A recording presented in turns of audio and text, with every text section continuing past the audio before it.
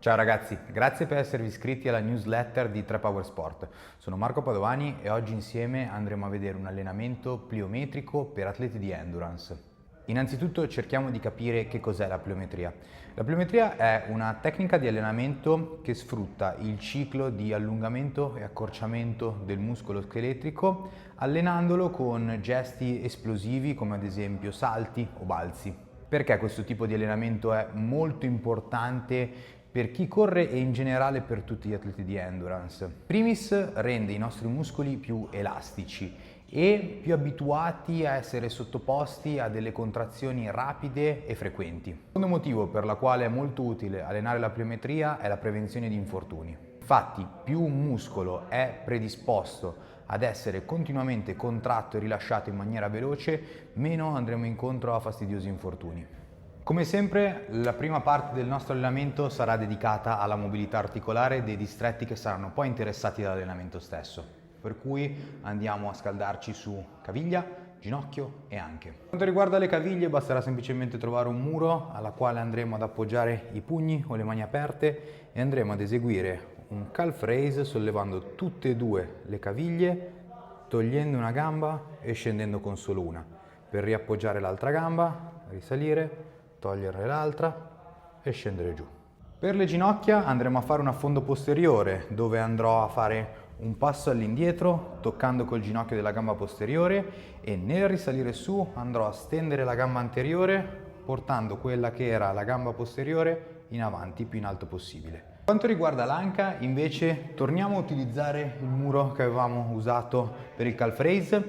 Questa volta andremo a stendere una sola gamba mentre l'altra sarà sollevata. Il muro sarà appoggiato come sostegno e disegnando un cerchio con le mani sul muro andrò a portare più che posso l'anca della gamba sollevata a guardare il soffitto.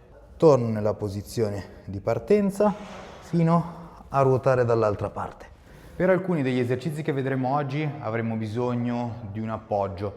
Se siete in palestra potete usare tranquillamente come farò io adesso una panca, se siete a casa va benissimo una sedia. L'importante è che la posizione di partenza sia con 90 gradi di flessione rispetto a busto, coscia e ginocchio. Il primo esercizio che andiamo a vedere si chiama Jump Squat Maximal Effort. In questo esercizio avremo una posizione di partenza seduti sul nostro appoggio, come vi ho detto prima, gambe piegate a 90 gradi, andremo a posizionare le nostre mani sulle anche e inizieremo il movimento sollevando entrambi i piedi dal sostegno portandoci un po' indietro col busto.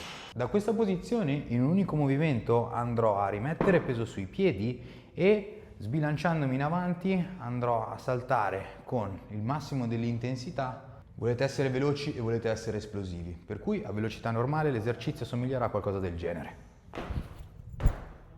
Mi raccomando, super importante la fase di atterraggio. Non volete atterrare con le gambe tese per non subire urti troppo importanti a livello delle articolazioni. Volete invece fare in modo che l'atterraggio sia morbido e sia sostenuto dall'appoggio delle gambe. Per il prossimo esercizio andremo a utilizzare lo stesso rialzo che abbiamo usato per lo squat jump, ma questa volta saremo noi a salire sopra di esso. Quello che vorremmo fare in questo esercizio detto drop jump è semplicemente lasciarci cadere verso il pavimento in maniera tale da ritrovarci in una posizione dove torneremo ad assorbire la caduta. L'importante in questo esercizio non è saltare giù dal box, ma vogliamo semplicemente lasciarci cadere e assorbire l'impatto. Una volta che avete assorbito l'impatto, utilizzerete quella stessa forza per caricare un nuovo salto. Velocità normale, l'esercizio sarà qualcosa del genere. Mi lascio cadere, assorbo e rilascio. Altra cosa davvero molto importante, una volta che avete il contatto col pavimento, volete far sì che il salto sia molto veloce e che il tempo di contatto al suolo sia il minore possibile. Come terzo esercizio utilizzeremo lo Stomp Step Up. Lo Step Up è un esercizio che si vede spesso svolgere in palestra o in contesti di allenamento. Tuttavia, se siete dei runner, dei ciclisti o comunque degli atleti di endurance, volete che questo esercizio abbia un carattere leggermente più esplosivo e più adatto a un contesto di preparazione atletica in off-season. Per cui se in un normale step up noi andiamo a posizionare il nostro piede sul rialzo per poi andarci a sbilanciare e a spingere la gamba fino ad averla tesa, nello stomp step up partiremo come prima cosa nel sollevare il piede appoggiato al rialzo per poi andare in maniera violenta a riappoggiarlo sull'appoggio e sempre in maniera violenta ed esplosiva andremo a eseguire la stessa rialzata ma in maniera molto più veloce. Vista velocità normale volete che sia qualcosa del genere. Nota molto importante, non volete che la gamba, che rimane in questo caso posteriore, vada a salire sul rialzo prima che la gamba primaria abbia completato la sua distensione. Per intenderci vogliamo sempre che la gamba sia completamente distesa e che l'altra rimanga fuori dall'appoggio. Come ultimo esercizio abbiamo il lateral bound and hop. Quindi ci spostiamo da movimenti svolti sul piano frontale a qualcosa che invece ha un carattere più laterale. L'esercizio è diviso in due momenti, appunto il bound e l'hop, che sono due tipi diversi di salti. Partiamo dal bound, voglio avere un po' di spazio al mio fianco e quello che andrò a fare è utilizzare la gamba esterna alla direzione in cui voglio andare. Mettiamo caso che io voglia andare alla mia destra, utilizzerò la gamba sinistra per effettuare un salto laterale, atterrare sul piede destro e stabilizzare la posizione. Una volta che ho questa posizione in maniera stabile, sarà il turno dell'hop, ovvero non più un salto cambiando il piede, ma un saltellino utilizzando la stessa gamba d'appoggio.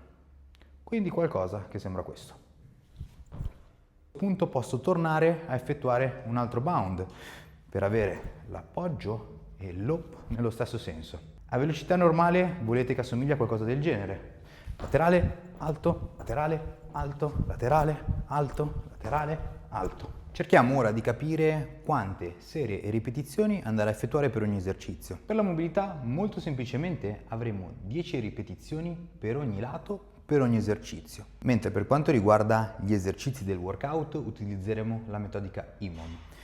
In cosa consiste? Andremo a mettere assieme due esercizi. Prendiamo ad esempio lo squat jump maximal effort e il drop jump.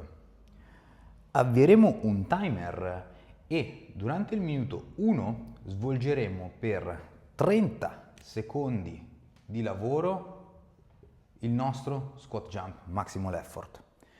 Dopodiché andremo ad avere 30 secondi di recupero. Successivamente scatterà il minuto 2, dove avremo il nostro drop jump nel quale andremo a eseguire i nostri 30 secondi di lavoro seguiti dai 30 secondi di pausa. Minuto 3 torneremo a eseguire il nostro squat jump e così arrivare fino a 10 minuti totali. Ripeteremo poi lo stesso processo in maniera identica per lo stomp step up che andrà insieme al lateral bound plus hop.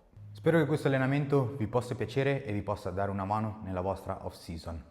Mi raccomando, ricordatevi che allenarsi è importantissimo, ma è altrettanto importante recuperare per avere una performance eccellente. In questo 3Power Sport vi è di grandissimo aiuto con l'applicazione della crema e l'assunzione quotidiana dell'integrazione.